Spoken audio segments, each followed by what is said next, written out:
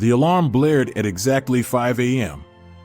Victoria Hayes reached out and turned it off with practiced precision. She was already fully awake. Sleep was a luxury she had learned to minimize years ago. Her penthouse apartment in downtown Westlake, Connecticut, offered a stunning view of the sunrise, but Victoria barely noticed it as she changed into her designer workout clothes. The treadmill in her private gym was already programmed for her daily 5-mile run. As her feet pounded the belt, she scrolled through property reports on her tablet, occasionally dictating notes to her phone. Move forward with the Riverside development. Increase the offer on the Maple Street property by 5%. Schedule a meeting with the Japanese investors. At 6:30 a.m., her workout complete and 15 emails answered, Victoria showered and dressed in a perfectly tailored navy suit. Her reflection showed a striking woman of 35, with brown haircut and a precise bob, not a strand out of place. The Forbes article last month had called her the property queen of New England, a title she had earned through relentless work and uncompromising standards. At precisely 7 a.m., Victoria entered the kitchen where Melissa, one of the 3 household staff she employed, was preparing breakfast. Good morning, Ms. Hayes. Your protein smoothie is ready. Thank you. Is Lucy up yet? Before Melissa could answer, Victoria heard the quiet whir of an electric wheelchair. Her daughter Lucy appeared in the doorway, a small 10-year-old girl with Victoria's sharp cheekbones and large hazel eyes, strapped securely into a state-of-the-art wheelchair. Good morning, Mom. Lucy's voice was soft, her words slightly slurred due to her cerebral palsy. Good morning, Lucy. Did you sleep well? Lucy nodded, her eyes following her mother as Victoria checked her watch. Amy will be here soon to help with your breakfast and therapy, Victoria said, referring to Lucy's primary caregiver. Lucy nodded again, her expression neutral. Victoria took a sip of her smoothie, unsure of what else to say. These moments, just the two of them, always felt strained, as if they were actors who had forgotten their lines. Victoria's phone buzzed. Excuse me, I need to take this, she said, relief evident in her voice as she stepped away. As Victoria discussed contract details with her assistant, her mind flashed back to 10 years ago. The hospital room. The doctor's solemn face. Your daughter has severe cerebral palsy. Then Thomas, her husband, packing his bags that same night.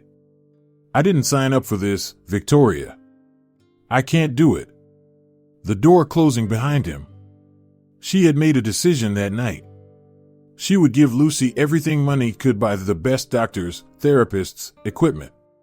What Victoria couldn't give was herself. It hurt too much. Victoria ended her call just as Amy, Lucy's caregiver, entered the kitchen. Good morning, everyone. Amy's cheerful voice brightened the room immediately. Lucy's face transformed with a small smile. Amy, remember I need those progress reports from Lucy's speech therapist today, Victoria said, gathering her things. Actually, Ms. Hayes, I need to talk to you about something important. Victoria looked up, noticing for the first time that Amy seemed nervous. My husband got a job transfer to Seattle. We're moving next week. I'm so sorry, but I need to give my notice, effective immediately. Victoria froze. Amy had been with them for 3 years. Lucy trusted her. More importantly, Victoria trusted her. I see, Victoria said, her voice cool despite the panic rising within her. I'll have HR send your final check. Just then, Victoria's phone rang again. It was her executive assistant. Ms. Hayes, the Japanese investors can only meet tomorrow. They're flying in specifically to discuss the $50 million development deal. They can't reschedule. Victoria looked at Lucy, who was being helped with her breakfast by Amy, then at her phone, where the calendar showed back-to-back meetings today that couldn't be moved. The staffing agency wouldn't be able to find someone qualified to replace Amy for at least a week. For the first time in years, Victoria Hayes, the woman who prided herself on controlling every aspect of her life, felt completely trapped. Victoria Hayes spent the entire evening on her phone, calling every high-end caregiving agency in Connecticut. The answers were all the same. "I'm sorry, Ms. Hayes, but we need at least a week to properly screen someone for your daughter's needs." By midnight, Victoria sat alone in her home office, staring at her laptop screen. The presentation for tomorrow's meeting with the Japanese investors was perfect. This $50 million deal would solidify her company's expansion into international markets, something she had promised her late father she would achieve. "I'll make something of myself, Dad," she whispered to the small photograph on her desk. It showed a man in a janitor's uniform, his tired eyes filled with pride as he hugged a teenage Victoria at her high school graduation. "I'll make sure everything you sacrificed wasn't for nothing." After another hour of failed calls, Victoria reluctantly accepted the inevitable. She would have to take Lucy to the business lunch tomorrow. The next morning, Victoria entered Lucy's bedroom earlier than usual. The girl's specialized bed was surrounded by equipment that cost more than most people's homes. "Good morning, Lucy. There's been a change of plans today. You'll be coming with me to my lunch meeting." Lucy's eyes widened in surprise. She was rarely included in her mother's work life. "Really?" Lucy asked, her voice hopeful. "Yes, but it's extremely important," Victoria said, opening Lucy's closet. "This is a very serious meeting with people from Japan. They're very traditional. I need you to be on your absolute best behavior."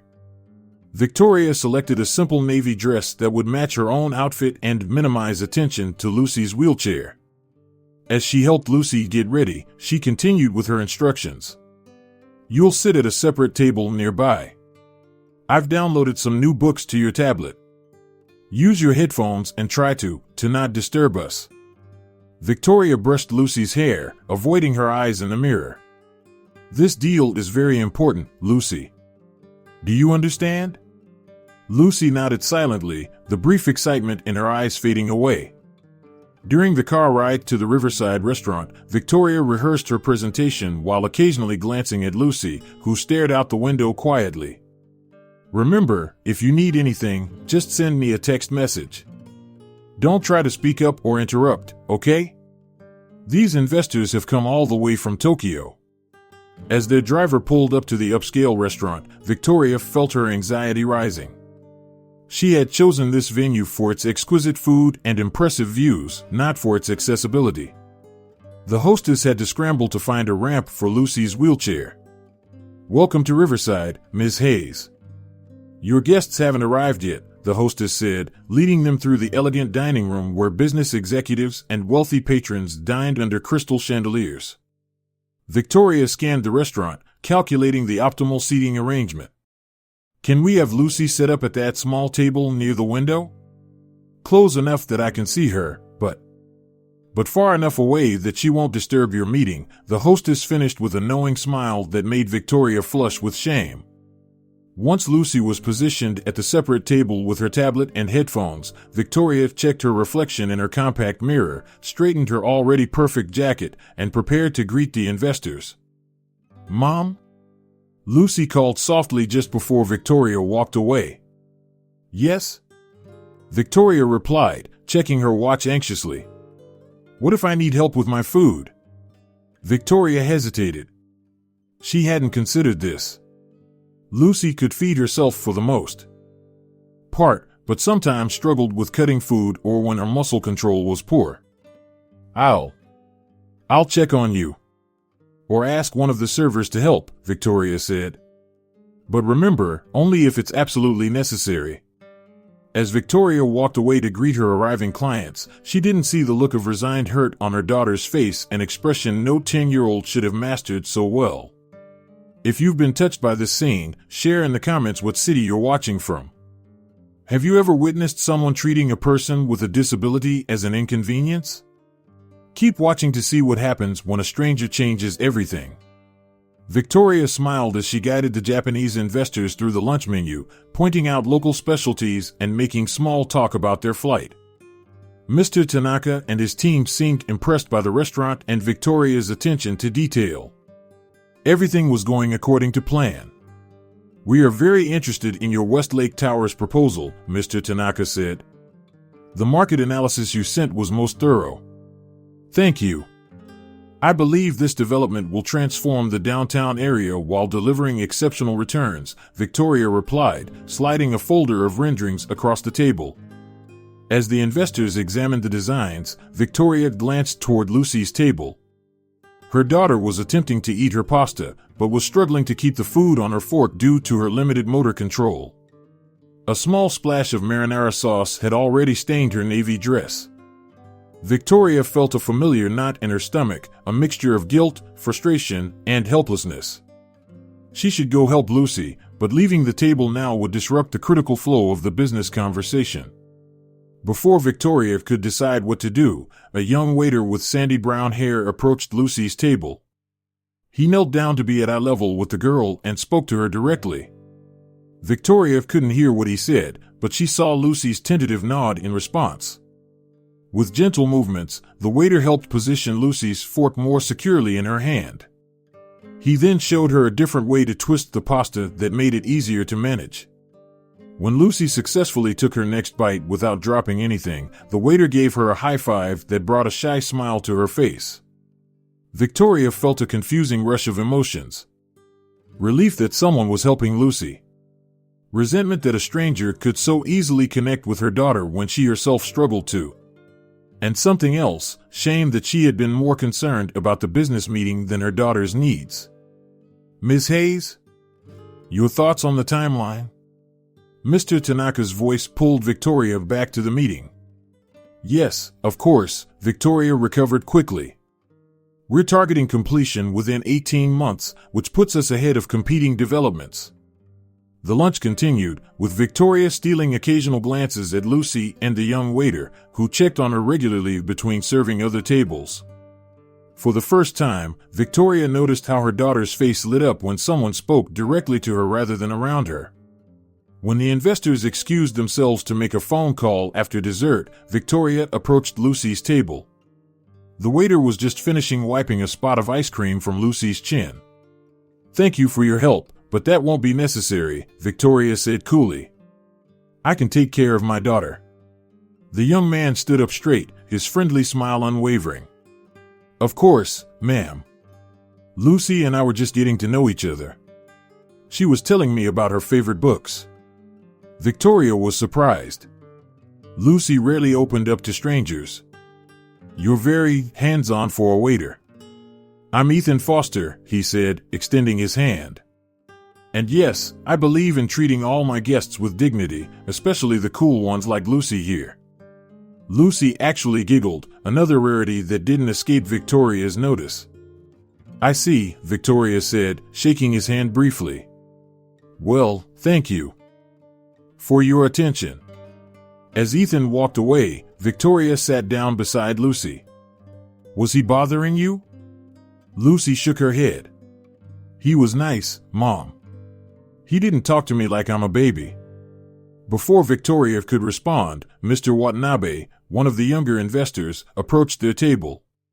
"Miss Hayes, I didn't realize you had such a lovely daughter," he said with a warm smile toward Lucy. "My sister's child also uses a wheelchair. May I?" He gestured to the empty chair. "Of course," Victoria replied, surprised. Mr. Watanabe spoke directly to Lucy, asking her about school and her interests.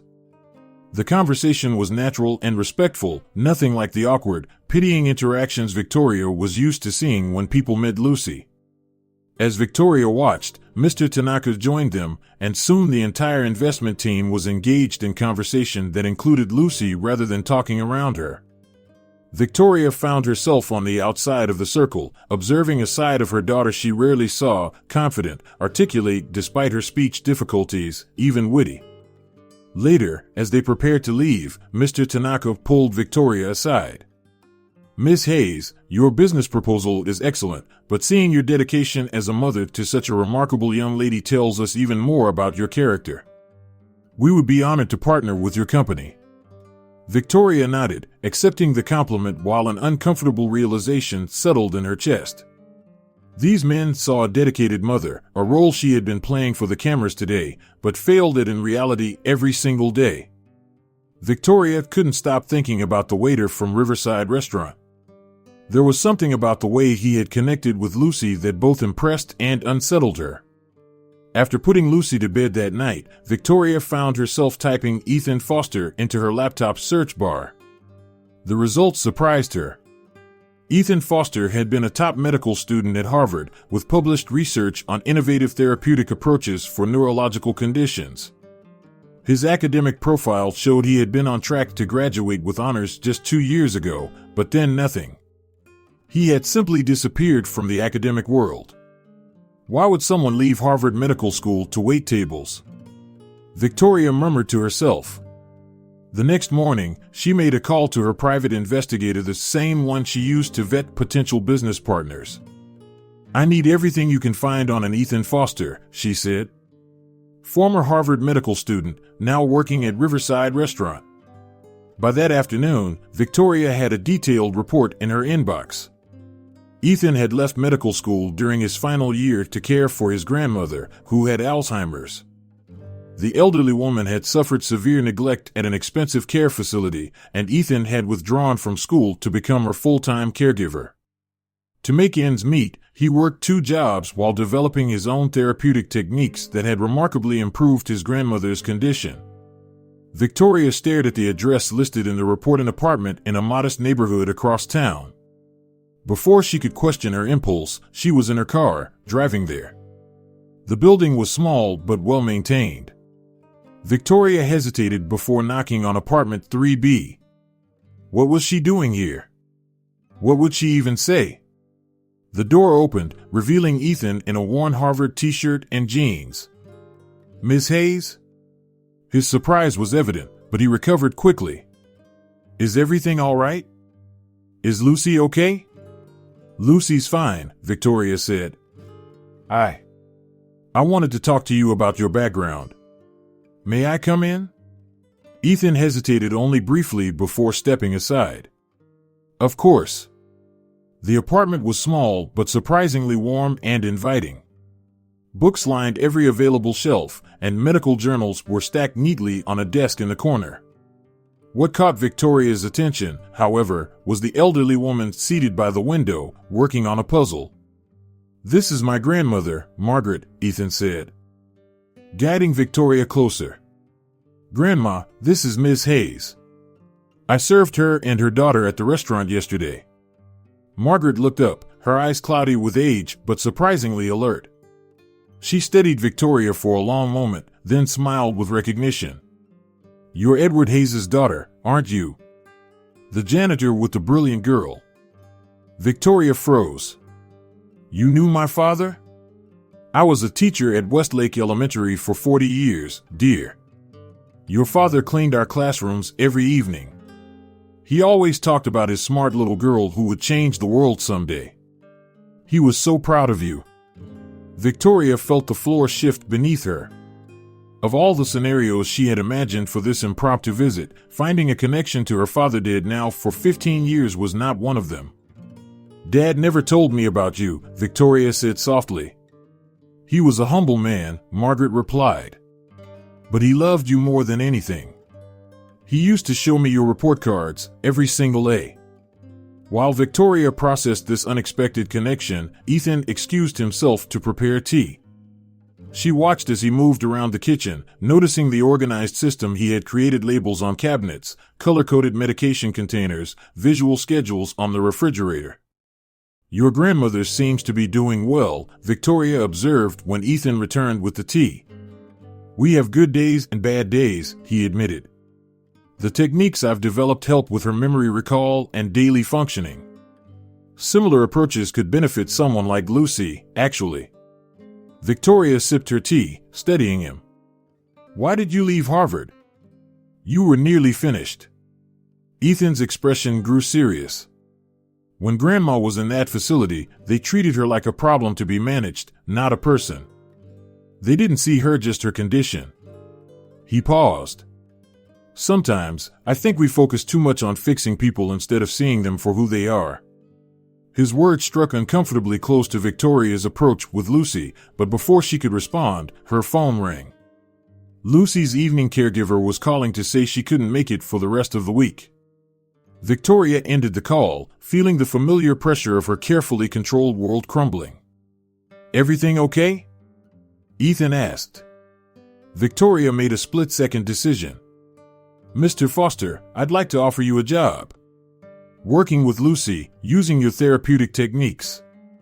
The salary would be significantly more than you make at the restaurant." Ethan looked surprised. "I'm not a certified therapist, Miss Hayes." "No, but you see my daughter in a way that most trained professionals don't," Victoria admitted. "And right now, that might be exactly what she needs." Victoria sat in her home office, waiting anxiously for Ethan's arrival. She had spent the entire morning preparing the staff for this change. Her housekeeper, Maria, had seemed puzzled. A waiter to care for Lucy? Not a professional therapist? He has medical training, Victoria had explained, not mentioning that Ethan never completed his degree. And Lucy responded well to him. The doorman called to announce Ethan's arrival.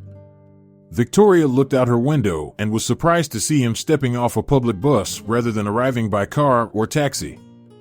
He wore jeans, a button-down shirt, and carried a worn backpack, hardly the attire she expected for someone coming to work in a multi-million-dollar penthouse.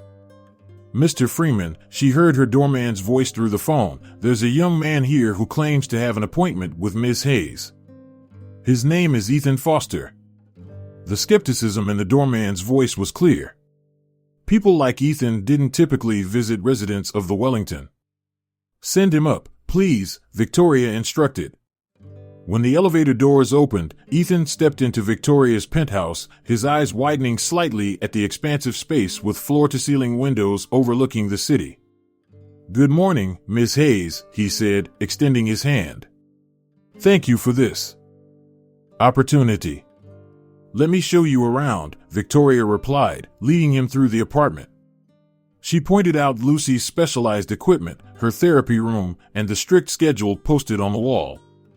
"Lucy has physical therapy on Mondays and Wednesdays, speech therapy on Tuesdays and Thursdays, and occupational therapy on Fridays," Victoria explained. "Her meals are prepared according to the nutritionist's guidelines, and her medication schedule is here." Ethan studied the schedule with a frown. "When does Lucy have time to just be a kid?" Victoria stiffened. "These therapies are essential for her development." "I understand that," Ethan said carefully. "But play is also therapy for children. It builds neural pathways just as effectively as structured exercises." Before Victoria could respond, the elevator doors opened again, and Stephanie, Victoria's best friend and attorney, stepped into the apartment. "Vicky, I got your message about the new hire and came right over." Stephanie's eyes narrowed as she looked Ethan up and down. "Is this him? The waiter?" Victoria winced at Stephanie's bluntness. "Stephanie, this is Ethan Foster. He has medical training from Harvard." "Had," Ethan corrected gently. "I didn't complete my degree." Stephanie pulled Victoria aside while Ethan politely pretended not to listen. "Vicky, are you out of your mind?" she whispered harshly. "You're entrusting your vulnerable daughter to a stranger who serves pasta for a living? Have you done a background check? What if he's after your money?" "I've vetted him thoroughly," Victoria assured her. "And Lucy responds to him. That's what matters right now." Stephanie shook her head disapprovingly, but knew better than to argue once Victoria had made up her mind. When Lucy returned from her morning with Maria, her eyes lit up at the sight of Ethan. "You're here," she exclaimed with more enthusiasm than Victoria had heard from her in months. "Hey, Lucy. Ready to have some fun today?" Ethan knelt down to her eye level, the way he had at the restaurant. "Fun isn't on the schedule," Lucy said seriously, glancing at the chart on the wall. "Well, maybe we should add it," Ethan replied with a wink. He looked up at Victoria. "With your mom's permission, of course." Victoria hesitated, uncomfortable with deviating from the carefully constructed routine, but nodded reluctantly. Later that afternoon, Victoria watched through the security cameras as Ethan worked with Lucy in the therapy room. Instead of the usual structured exercises, he had transformed the space into a kind of obstacle course using cushions and therapy balls. Lucy was laughing as she navigated her wheelchair through the maze, clearly working her motor skills, but thinking she was just playing a game. "What's your favorite thing in the whole world, Lucy?" Victoria heard Ethan ask through the monitor. "Books about space," Lucy replied without hesitation. "But Mom says I need to focus on practical subjects." Victoria felt a pang in her chest. When had she said that? Was that really how Lucy interpreted her guidance? "Well, I think space is very practical," Ethan said. "Did you know NASA developed a lot of technology that helps people with mobility challenges? Maybe someday you'll design spacecraft that everyone can use, no matter how their bodies work." The wonder on Lucy's face made Victoria's throat tighten. She had never considered that Lucy might have dreams beyond managing her condition. That evening, Victoria received a call from her assistant about an urgent business matter in London. Normally, she would have been on the next flight out. Schedule the video conference instead, Victoria found herself saying. "I'll handle it from here." It was the first time in 10 years that Victoria had chosen to stay home for Lucy's sake rather than pursuing a business opportunity. As she hung up the phone, Victoria felt as if she had stepped across an invisible line into unfamiliar territory. 2 weeks after Ethan started working with Lucy, Victoria noticed small but significant changes in her daughter. Lucy was more animated at dinner, asking questions and sharing stories about her day. She seemed less frustrated with her physical limitations and more willing to try new things. Victoria stood in the doorway of the therapy room, watching as Ethan worked with Lucy on a communication system he had devised. Unlike the expensive speech devices recommended by specialists which Lucy had always resisted, using Ethan's approach combined simple technology with Lucy's interests. "So if you want to talk about space, you press this button with the rocket," Ethan explained, showing Lucy a tablet with custom icons. "And if you're tired or need a break, you press the moon." Lucy nodded enthusiastically, quickly grasping the intuitive system. Why did none of her speech therapists think of this? Victoria asked herself quietly. Because they were trying to make Lucy fit their systems, not building a system around Lucy, came Margaret's voice from behind her. Victoria turned, surprised to find Ethan's grandmother sitting in the living room. She had forgotten that Ethan occasionally brought Margaret with him when his backup caregiver canceled. "I'm sorry, I didn't mean to eavesdrop," Victoria said. Margaret smiled knowingly. "Ethan sees people, not problems. It's what would have made him an excellent doctor." That afternoon, Victoria received a call from Dr. Sullivan, Lucy's neurologist for the past 5 years. "Ms. Hayes, I've reviewed the latest reports from Lucy's therapists, and I must express my concern," he said in his clipped, authoritative tone. "This new caregiver you've hired appears to be deviating significantly from our established protocol." "Lucy is showing progress," Victoria defended, surprising herself. "Temporary engagement is not the same as long-term therapeutic benefit," Dr. Sullivan countered. "These amateur approaches might seem helpful now, but they lack scientific validation. I strongly recommend returning to our structured program." After ending the call, Victoria sat at her desk, conflicted. Dr. Sullivan had guided Lucy's treatment for years. His credentials were impeccable. But she couldn't deny the changes she was seeing in her daughter. Later that week, Victoria attended Lucy's regular physical therapy session at the medical center. She usually sent Lucy with a driver, using the time to work, but today she wanted to observe. Dr. Patel, Lucy's physical therapist, seemed surprised to see Victoria. "Ms. Hayes, this is unexpected. You're here for Lucy's session?" "Yes, I wanted to see how she's progressing." Victoria sat in the corner, laptop open but untouched. Dr. Patel worked with Lucy through her standard exercises, but Victoria noticed her daughter's enthusiasm waning. Lucy's movements became mechanical, her responses minimal. "Lucy, you seem distracted today," Dr. Patel observed. "Is everything all right?"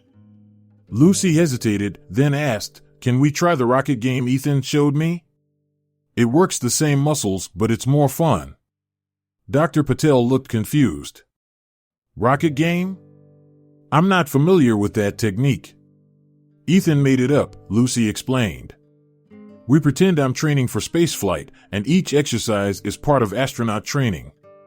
Dr. Patel glanced at Victoria, clearly uncomfortable. "We should stick to the established protocol, Lucy." On the drive home, Victoria noticed Lucy's withdrawal. The animation that had characterized her recent days had disappeared. "You did well in therapy today," Victoria offered. Lucy stared out the window. "Ethan says it's okay to not like something even if it's supposed to be good for you." Victoria felt a surprising sting at the casual mention of Ethan's wisdom. "Dr. Patel is one of the best therapists in the state, Lucy." "I know." Lucy's voice was small. "But when Ethan helps me, I forget I'm broken." The words hit Victoria like a physical blow. "You're not broken, Lucy." Lucy turned to her with eyes too wise for a 10-year-old. "It's okay, Mom. I know you wish I was different." That evening, Victoria overheard Ethan and Lucy in the therapy room. She had installed cameras throughout the apartment years ago, viewing them as a security measure, but lately, she found herself watching the interactions between Ethan and Lucy more and more. "I made Dr. Patel uncomfortable today," Lucy was saying. "Mom was there, and I asked about your rocket game." "What did your mom say?" Ethan asked gently. She defended Dr. Patel. "Like always. Your mom wants what's best for you, Lucy. She just might not realize yet that what works for most kids might not be what works best for you." Instead of feeling defensive, Victoria was struck by Ethan's generosity in his assessment of her. He could have easily undermined her to Lucy, but instead, he offered an explanation that preserved Lucy's trust in her mother. When Victoria confronted Dr. Sullivan about incorporating some of Ethan's approaches at their next meeting, the doctor's dismissive response surprised her. "Miss Hayes, with all due respect, we shouldn't be taking therapeutic advice from college dropouts playing games with your daughter." For the first time, Victoria found herself disagreeing openly with one of Lucy's specialists. "Those games are getting results that your established protocols haven't achieved in years." Victoria woke to the sound of her phone ringing at 3:17 a.m. She grabbed it, instantly alert. "Miss Hayes, this is Maria. Lucy has a very high fever. She's having trouble breathing." Victoria rushed to Lucy's room where Maria was applying a cold compress to the girl's forehead. Lucy's breathing was labored, her face flushed with fever. "I'll call an ambulance," Victoria said, her heart pounding. "Already did," Maria replied. "They're on their way." The next few hours passed in a blur. The emergency room, doctors in white coats, the words pneumonia and respiratory distress floating around Victoria like distant echoes. Lucy was admitted to the pediatric intensive care unit, a maze of tubes and monitors attached to her small body. "Pneumonia can be particularly serious for patients with cerebral palsy," Dr. Chen explained gently. "Their respiratory muscles are often weaker, making it harder to clear secretions from their lungs." Victoria nodded numbly. She knew this. She had read all the medical literature, attended all the conferences, consulted with the best specialists. And yet, sitting beside Lucy's hospital bed, watching her daughter struggle for each breath, Victoria felt utterly powerless. "Mom?" Lucy's voice was barely audible beneath the oxygen mask. "I'm here, sweetheart." Victoria took Lucy's hand, careful not to disturb the four. "Where's Ethan?" The question stung, but Victoria swallowed her pride. "I'll call him." Ethan arrived within the hour, his hair disheveled, his eyes wide with concern. "How is she?" "Stable, but they're watching her closely," Victoria explained, surprised by the relief she felt at his presence. "She asked for you." Ethan approached Lucy's bed with a gentle smile. "Hey, Space Cadet. Heard you're taking a little detour on your mission." Lucy's eyes brightened slightly. "They won't let me get out of bed." Well, astronauts need rest too. Remember how they have to exercise in space so their muscles don't get weak? This is just another kind of training. Ethan pulled a small notebook from his pocket. I brought something to help pass the time. Want to design your dream spacecraft with me? As Ethan engaged Lucy in a quiet conversation about spacecraft design, Victoria stepped into the hallway, overwhelmed by emotions she couldn't name. She called Stephanie. The doctors say she'll recover, but it could be a week in the hospital, Victoria explained.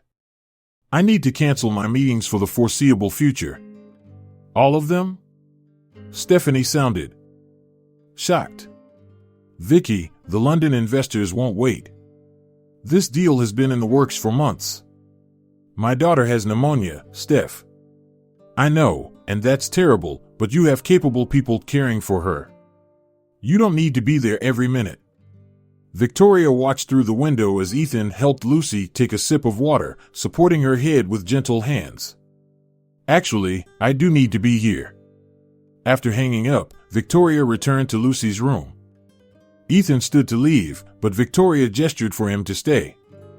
You're good with her, she admitted quietly as they both watched Lucy sleep. She makes it easy. She's an amazing kid. I don't know how to do what you do, Victoria confessed, the words slipping out before she could stop them. I don't know how to connect with her like that. Ethan considered her for a moment. Can I ask you something personal? Victoria nodded hesitantly. Why did you never seek a second opinion about Lucy's diagnosis? What do you mean? Some of her symptoms don't align perfectly with typical cerebral palsy presentation. I've been reading her medical records, hope that's okay, and I wonder if there might be more going on, or perhaps a different condition entirely. The doctors were very certain, Victoria said defensively. Doctors can be wrong. I should know I was almost one of them. Ethan's smile was gentle, not accusatory. It might be worth exploring other possibilities. Victoria felt a wave of guilt crash over her. Had she accepted Lucy's diagnosis too easily? Had her own grief and Thomas's abandonment caused her to miss something important? I should have done more, she whispered, tears filling her eyes for the first time in years. I was so focused on building my company, proving I could succeed on my own after Thomas left. I thought giving Lucy the best specialists and equipment was enough. I thought. Her voice broke. I thought my job was to manage her condition, not to. Not to what? Ethan prompted softly. Not to really see her. Victoria wiped away a tear. When you were helping her at the restaurant that day, she looked at you the way she never looks at me. Like she trusted you. Like she felt safe with you. It's not too late, Victoria, Ethan said, using her first name for the first time. She's still here. You're still here. Their eyes met, and Victoria felt something shift between them, a newfound respect, perhaps, or something deeper that neither was ready to name. The moment was interrupted when Lucy stirred, coughing violently. Victoria moved to her side immediately, holding her hand through the painful spasms. I'm here, Lucy, Victoria whispered. Mom's right here. How many times do we judge other parents without knowing their internal battles? If this story is touching your heart, subscribe to the channel for more stories that remind us to be kinder to each other. Have you ever experienced a moment of clarity that forever changed your perspective? Lucy was released from the hospital after 5 days. Victoria had spent every night in the uncomfortable chair beside her daughter's bed, leaving only for quick showers and changes of clothes. Her phone had buzzed constantly with business emergencies, but for once, Victoria had delegated everything to her executive team. When they arrived home, Victoria was surprised to find their apartment transformed. Someone had rearranged Lucy's room to make it more accessible, with her favorite books within easy reach and colorful space-themed decorations on the walls. Ethan did this, Maria explained. He said Lucy would need a cheerful space to continue her recovery. Victoria nodded, touched by the thoughtfulness. She helped Lucy settle into bed and sat beside her, smoothing her hair. Mom, aren't you going to work?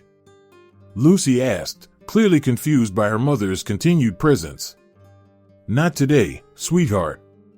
I'm taking some time off to be with you." Lucy's eyes widened. "But what about your important meetings?" "They'll wait," Victoria said simply. "You're more important." The next morning, Victoria made a series of calls that shocked her executive team. She postponed the London development deal indefinitely and canceled her speaking engagement at a major real estate conference. Her assistant sounded like she might faint. "But Miss Hayes, you've been working on the London project for months. The investors are expecting you next week. Send Jason in my place. He knows the project as well as I do." "And the conference?" "You're the keynote speaker. Find a replacement. Family emergency." After hanging up, Victoria opened her laptop to send a few more emails. A news alert popped up on her screen. Hayes Property Group stocks drop amid CEO's unexpected absence. Victoria closed the laptop without reading further. That afternoon, Ethan arrived for his regular session with Lucy. He seemed surprised to find Victoria at home. "No meetings today?" he asked. "I've cleared my schedule for the next few weeks," Victoria replied. "I want to be more involved in Lucy's recovery." Ethan smiled. "That's great. I was actually hoping to talk to you about something. I lost my second job at the bookstore last week. They needed someone who could commit to more hours." Victoria felt a pang of guilt, knowing his reduced availability was due to his commitment to Lucy. "I'm sorry to hear that." "It's okay. But it does create a problem. The medical bills for my grandmother have been piling up, and now the landlord is threatening eviction if we don't catch up on rent." Victoria didn't hesitate. "Move in with us." Ethan blinked in surprise. "What?" "We have the guest suite that's never used. It's on the main level and fully accessible for your grandmother. You're here most days anyway, and this way you can save on rent while we figure out a better solution for your grandmother's care." "That's incredibly generous, but it's settled, then," Victoria said in her business voice that brooked no argument. "Maria can help you move this weekend." Later that evening, Victoria received a call from Stephanie. "Vicky, we need to talk." "I'm coming over." 20 minutes later, Stephanie paced Victoria's living room, radiating concern. "Are you having some kind of breakdown? First you abandon the London project, then you give up the keynote, and now I hear you've invited the waiter and his grandmother to move in with you? How did you even know about that?" Victoria asked. "Your doorman called me. He's worried about you." Stephanie sat down across from Victoria. "Look, I understand Lucy's hospitalization was scary, but you're making rash decisions that could affect your company and reputation." "I'm reevaluating my priorities," Victoria said firmly. "By moving a strange man into your home? What do you really know about him?" Stephanie's voice lowered. "Is there something going on between you two?" "Of course not. He's Lucy's caregiver." "Then why are people talking?" "The board is concerned. There are whispers that you're having some sort of midlife crisis." Victoria laughed bitterly. "Because I'm finally being a mother to my daughter?" "Because you're behaving erratically," Stephanie countered. "And now you're inviting financial instability into your home. What if he's just using you? What if he's after your money? You don't know him, Steph. Neither do you." "Not really." Stephanie softened her tone. "I'm worried about you, that's all. These changes are so sudden." Before Victoria could respond, her phone rang. It was her PR director, sounding panicked. "Miss Hayes, there's a situation. Someone leaked information to the Greenwich Gazette about your new living arrangement with a former medical student turned waiter. They're running a story tomorrow suggesting you're having some kind of emotional crisis that could impact the stability of Hayes Property Group." Victoria felt her stomach drop. "How did they get this information?" "I don't know, but the headline mentions your daughter's condition and questions your judgment about bringing strangers into her life. It's not flattering." After ending the call, Victoria turned to Stephanie with accusing eyes. "Did you have something to do with this?" Stephanie had the grace to look embarrassed. "I may have mentioned my concerns to Roger on the board. I didn't think he'd take it to the press." "Get out," Victoria said quietly. "Now." After Stephanie left, Victoria sat in silence, processing what had just happened. Her oldest friend had betrayed her confidence. Her business reputation was under attack. And yet, strangely, she felt more certain about her decisions than she had in years. When Ethan called later to accept her offer of housing, Victoria warned him about the upcoming news story. "The press might make things uncomfortable for a while. I'll understand if you want to reconsider." Ethan was quiet for a moment. "Victoria, I've spent years watching people judge my grandmother based on her worst days. I'm used to uncomfortable. The question is, are you ready for this fight? Because Lucy deserves someone who won't back down when things get hard." The Greenwich Gazette headline was worse than Victoria had anticipated: "Property tycoon Victoria Hayes, emotional breakdown or calculated PR move?" Millionaire CEO brings unemployed waiter and elderly woman into home with disabled daughter. Victoria put down the newspaper with trembling hands. The article questioned her mental stability, her business acumen, and worst of all, her judgment as a mother. Anonymous sources close to Hayes were quoted expressing concern about her erratic behavior and sudden personality change. "Don't let them get to you," Ethan said, pouring coffee in the kitchen. He and Margaret had moved into the guest suite 3 days earlier, and despite the awkwardness Victoria had expected, their presence had brought a strange warmth to the apartment. "They're saying I'm putting Lucy at risk by having you here," Victoria said quietly. "People fear what they don't understand," Margaret observed from her seat at the kitchen island. "When my Harold quit his banking job to become a teacher, his family thought he'd lost his mind too." Victoria had scheduled a meeting with Dr. Miles, a specialist in neurological disorders whom Ethan had recommended for a second opinion on Lucy's condition. Despite her lingering skepticism, Victoria had agreed it was worth exploring other possibilities. The doctor's office was unlike the sterile, intimidating clinics Lucy usually visited. Dr. Miles had decorated with bright colors and comfortable furniture, creating an environment that felt more like a living room than a medical facility. "Lucy, why don't you explore the play area while I talk with your mom?" Dr. Miles suggested after introducing herself. Lucy wheeled herself toward a corner filled with adaptive toys and games, leaving Victoria and Ethan with the doctor. Dr. Miles reviewed Lucy's medical history thoroughly, asking questions previous specialists had never bothered with. She seemed particularly interested in Lucy's early development and the progression of her symptoms. "Based on the records and my observations today, I believe Lucy may have been misdiagnosed," Dr. Miles said finally. "While she does have a form of cerebral palsy, there are indicators of a rare neurological variant that responds very differently to treatment. I'd like to run some additional tests to confirm." Victoria felt as if the floor had dropped away beneath her. "Are you saying that for 10 years, she's been receiving the wrong treatment?" Dr. Miles' expression was compassionate but direct. "Potentially, yes. The standard protocols for classic CP wouldn't address the specific neural pathways affected in this variant.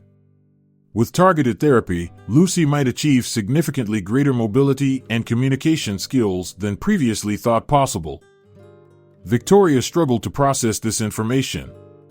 Why didn't anyone catch this before? This variant was only fully documented about 7 years ago. And frankly, once a diagnosis like CP is established, many doctors don't question it, especially when the patient shows some response to traditional therapies.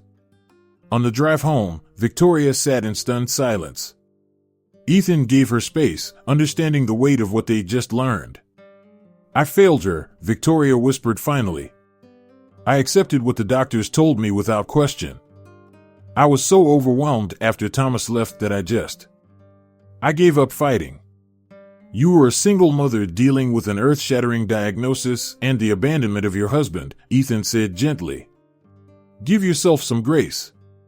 When they arrived home, they found a courier waiting with legal documents. Thomas Hayes, Victoria's ex-husband, had filed a petition for visitation rights with Lucy and was demanding a role in any new treatment decisions. How did he even know about the new diagnosis? Victoria asked, scanning the papers in disbelief. The answer came that evening when her phone rang with an unfamiliar number. Victoria Hayes? This is Roger Davis from the Greenwich Gazette. We're running a follow-up story on your daughter's medical situation. Care to comment on your ex-husband's claim that you've been negligent in seeking proper care for Lucy? Victoria hung up without responding, her hands shaking with rage. She called her lawyer immediately, but the damage was already done. By morning, Thomas's accusations were splashed across local news outlets and social media. When Ethan returned from taking Lucy to her therapy session, he found Victoria hunched over her laptop, her face pale. "What's wrong?" he asked. "I've been digging into Thomas's sudden reappearance," Victoria said. "He's broke. His tech startup failed 6 months ago, and he's been facing multiple lawsuits from investors. This isn't about Lucy at all, he's after money." "That's actually good news," Ethan said, surprising her. "It means we can fight him on clear grounds." And speaking of fighting, he placed a folder on the desk in front of her. "I've been working on something." Inside were detailed plans for a specialized therapy program combining elements of traditional treatment with innovative approaches Ethan had been developing with Lucy. With Dr. Miles's diagnosis and these targeted interventions, Lucy could make significant progress, Ethan explained. But it would require resources, specialized equipment, a dedicated team. Victoria studied the plans, her mind racing. "You're suggesting we create our own program?" "Not just a program. A foundation. Imagine the Lucy Hayes Foundation for Innovative Therapies, helping kids with similar conditions access treatments that insurance companies won't cover because they're too new or experimental." Victoria felt a spark of purpose ignite within her. This could help thousands of children. And it would completely reframe the narrative Thomas is pushing, Ethan added. "Instead of a mother who missed something, you become a mother who's leading innovation." That night, unable to sleep, Victoria found herself sitting by Lucy's bedside, watching her daughter breathe peacefully. The moonlight illuminated Lucy's face, so much like her own. "I'm sorry, Lucy," Victoria whispered. "I've been so afraid of failing you that I failed to really see you. But that changes now." Down the hall, she could hear Ethan's voice as he read to his grandmother, who was having a difficult night. The sound was strangely comforting evidence that she wasn't fighting alone anymore. Victoria sat in the courtroom, spine straight, expression neutral despite the storm raging inside her. Across the aisle, Thomas smiled confidently at his attorney. He'd lost weight since Victoria had last seen him, and his once casual style had been replaced by an expensive suit clearly chosen to impress the judge. "All rise," the bailiff announced as Judge Winters entered the courtroom. The emergency hearing on Thomas's petition had been scheduled with unusual speed, likely due to his lawyer's connections. Victoria's attorney, Michael Bennett, had warned her that this judge tended to favor fathers in custody disputes. "Your Honor, my client has been wrongfully excluded from his daughter's life and medical decisions," Thomas's lawyer began. "He's recently learned that his ex-wife may have been negligent in pursuing appropriate medical care for their disabled child. Mr. Hayes simply wants what's best for Lucy." Victoria clenched her jaw, fighting the urge to stand up and scream the truth. Thomas hadn't contacted Lucy once in 10 years. He hadn't sent a single birthday card or child support payment. When it was Michael's turn to speak, he presented evidence of Thomas's financial troubles and the suspicious timing of his sudden interest in Lucy. Mr. Hayes abandoned his wife and newborn daughter immediately following Lucy's diagnosis, Michael stated firmly. He has made no attempt to contact Lucy in 10 years, and he has contributed nothing to her care or welfare. This petition is not about Lucy's well-being, it's about accessing Ms. Hayes' financial resources. The judge listened impassively, occasionally glancing between Victoria and Thomas.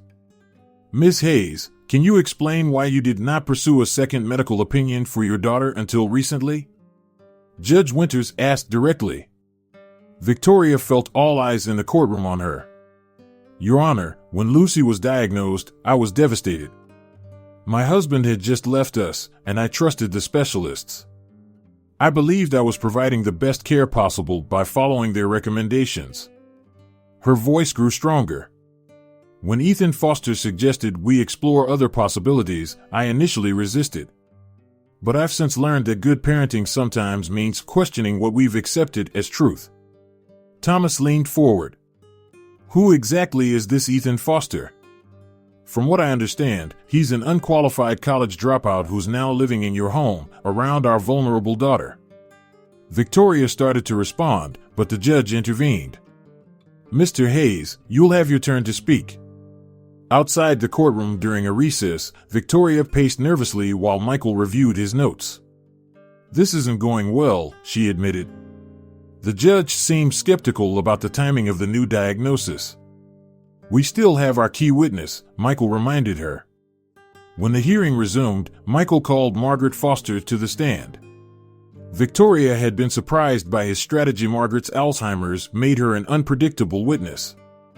But as the elderly woman took the oath, her eyes were remarkably clear. Mrs. Foster, what was your profession before retirement? Michael asked. I was a teacher at Westlake Elementary for 40 years, Margaret replied confidently. And during that time, did you happen to know the plaintiff, Thomas Hayes? Margaret nodded. Oh yes. Thomas was one of my students in 5th grade. She turned toward the judge. Not a very honest boy, I'm afraid. Always blaming others for his mistakes. Thomas shifted uncomfortably in his seat. More recently, did Mr. Hayes ever contact you about his daughter Lucy? Margaret's expression hardened. He did. About 3 months ago. He called me thinking I was still on the school board. Said he was looking for information about his ex-wife that could help him with a legal matter. A murmur ran through the courtroom. Thomas's lawyer immediately objected, but the damage was done. Your Honor, Michael continued, I'd like to submit these documents signed by Mr. Hayes 10 years ago, formally relinquishing his parental rights in exchange for Ms. Hayes waiving all claims to child support or financial assistance. The judge examined the papers carefully, her expression darkening. Mr. Hayes, did you sign these documents? Thomas stammered, I was under extreme emotional distress at the time. So was I, Victoria said softly, though loud enough to be heard. The difference is I stayed. The judge called both attorneys to the bench for a private conference. When they returned to their tables, Michael looked cautiously optimistic. The judge is inclined to dismiss the petition, he whispered to Victoria. But there's something else you should know. While we were in court, a video of Lucy using Ethan's communication device was posted online. It's going viral. Victoria's stomach dropped. What video? We never authorized any recordings of Lucy. Apparently, one of Lucy's therapists shared it with a medical colleague who posted it as an example of innovative approaches. It's been viewed over 100,000 times already. When the judge finally issued her ruling, dismissing Thomas's petition and reaffirming Victoria's full custody, the victory felt hollow. Outside the courthouse, reporters swarmed around Victoria, shouting questions about Lucy, the foundation, and her relationship with Ethan. Back at the apartment, Victoria found Ethan and Lucy watching the viral video on a tablet. In it, Lucy was using the communication device to express herself more fluently than she ever had before. Her delight at being understood was unmistakable.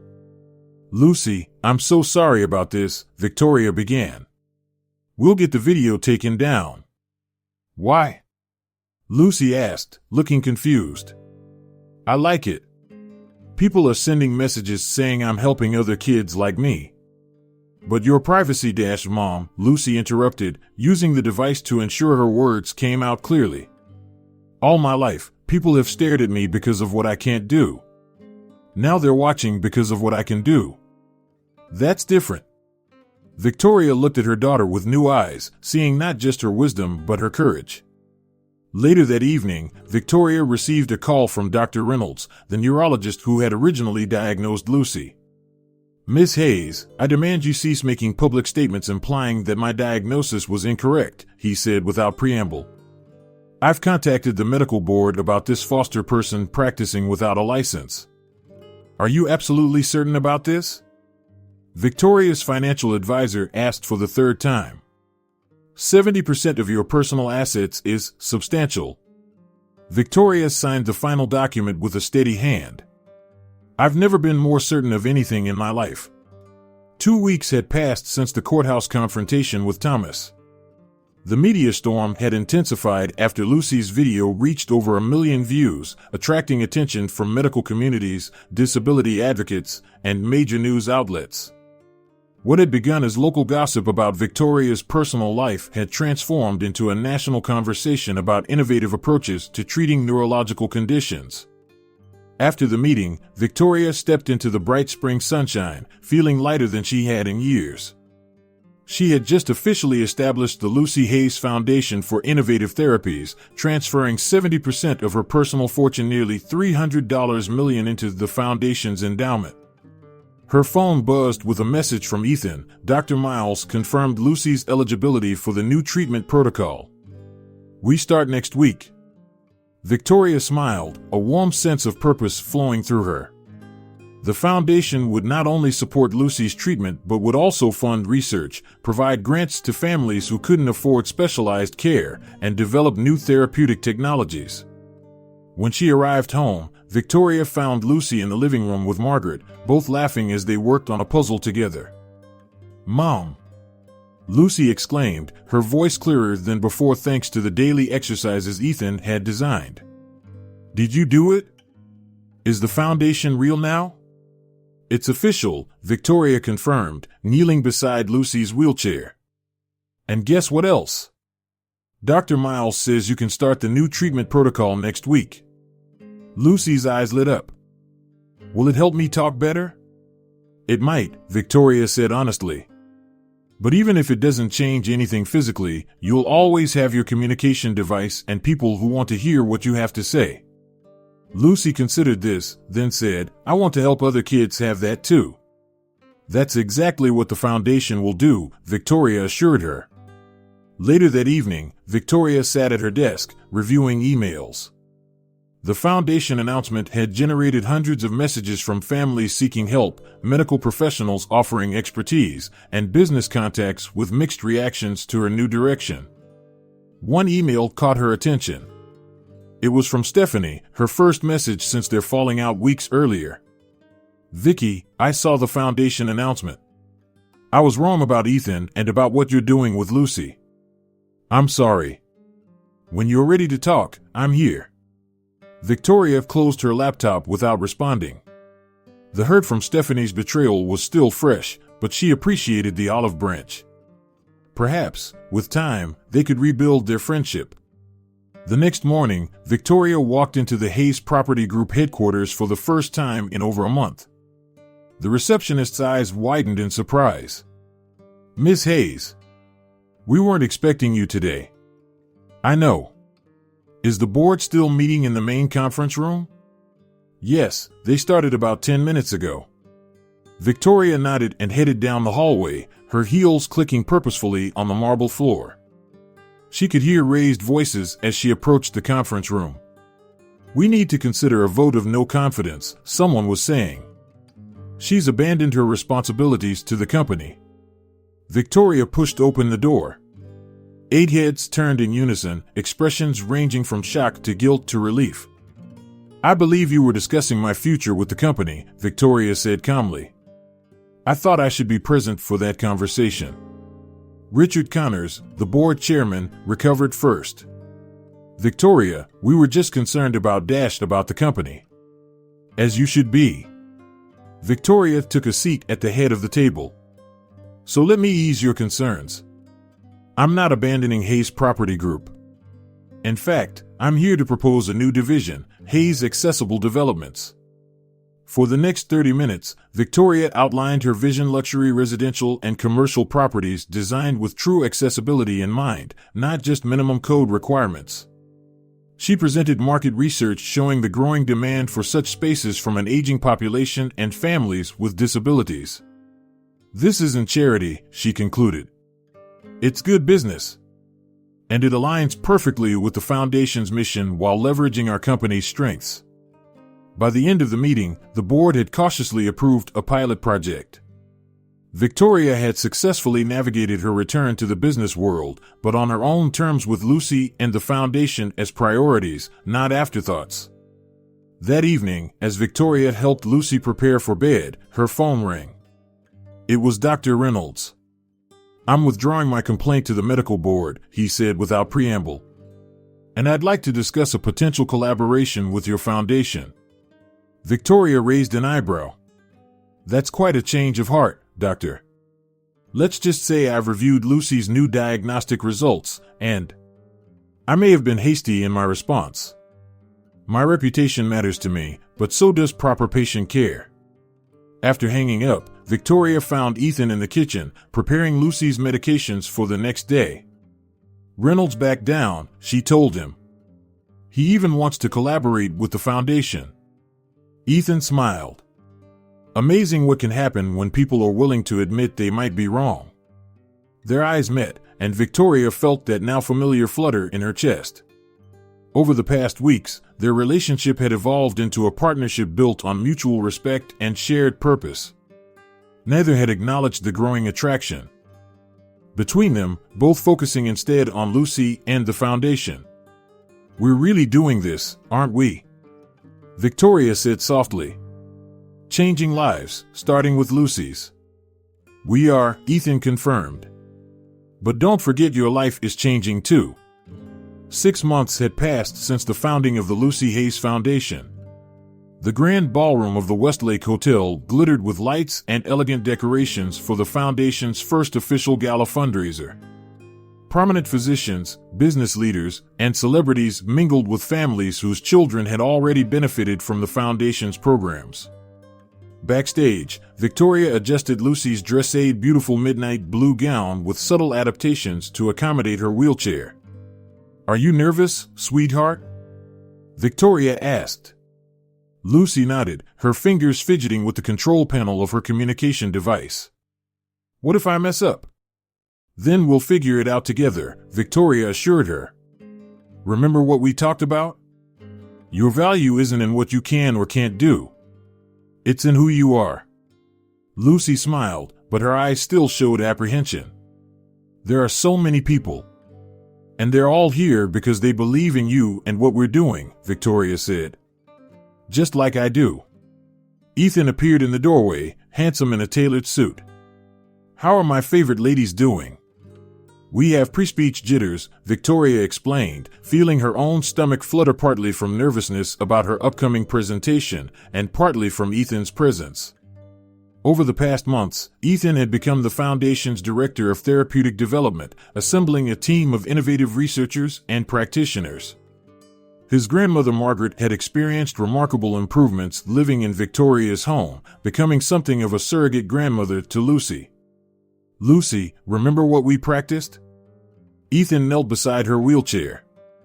Just take your time. The device works at your pace, not the other way around. Lucy nodded, taking a deep breath. I can do this. We're reaching the end of this emotional journey that has touched so many hearts. Thank you for coming this far with us. If this story has moved you, please share it with someone special, and tell us in the comments which moment in this story resonated with you the most. Your engagement helps these stories of triumph reach more people. As Victoria stepped onto the stage, the spotlight momentarily blinded her. She blinked, taking in the sea of faces turned expectantly toward her.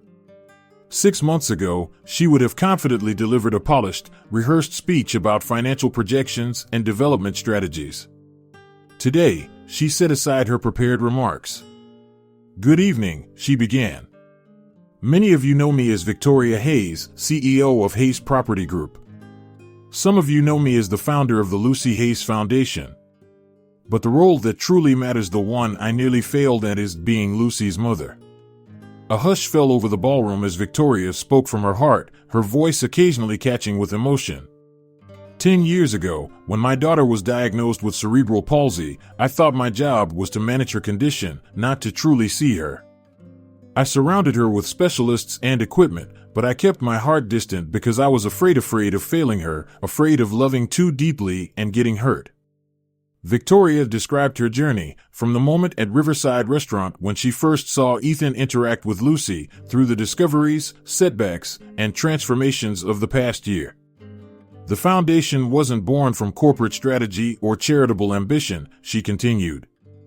It grew from a simple truth I finally learned: every person deserves to be seen, heard, and valued exactly as they are.